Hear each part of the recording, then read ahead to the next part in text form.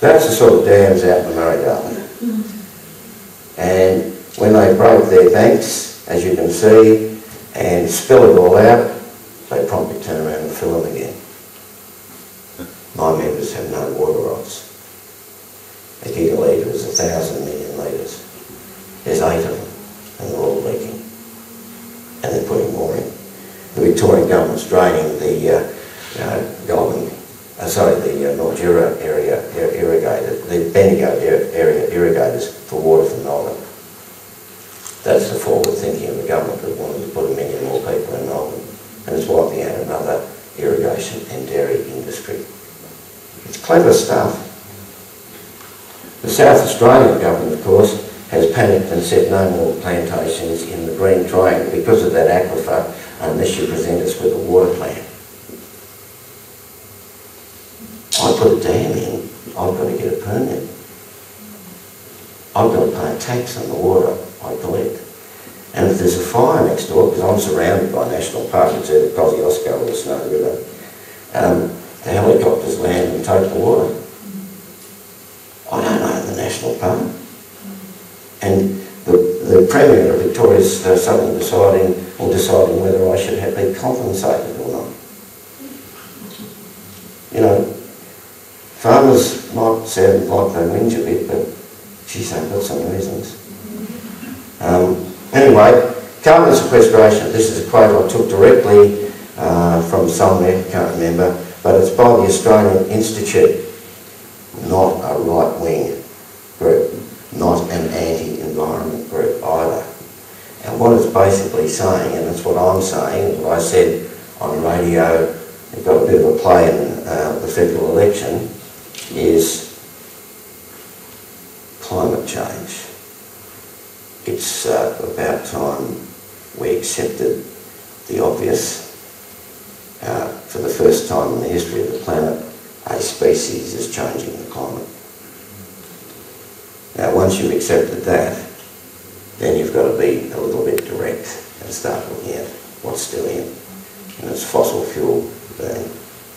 And you've got to start saying, well, if you're going to fix it, that's where you've got to direct your energies.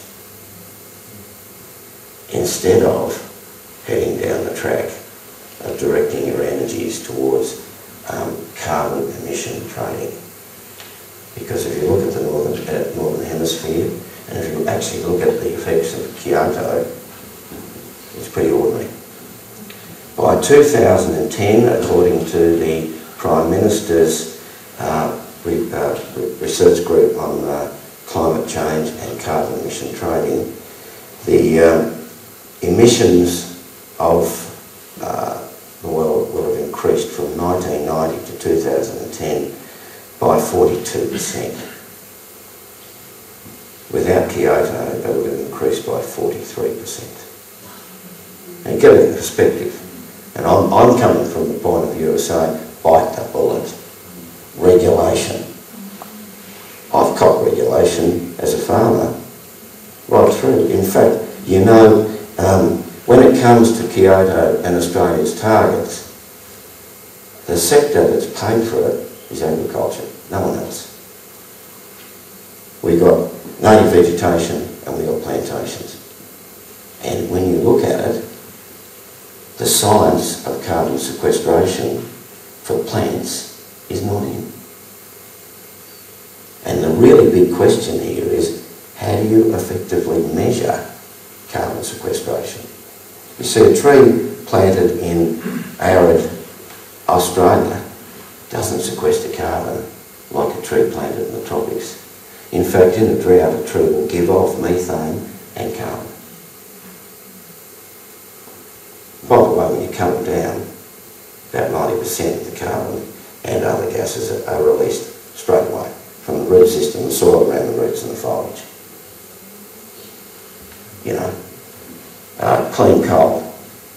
Well, I think I'm not sure, but I think they can actually remove carbon from the produce of burning coal. Well, then what do you do with it? Geosequestration? We're not there. And what I'm saying is that we are now going to look at people, the same sort of people that we got into these MIS schemes, turn around and say, right, the next big money spinner is emission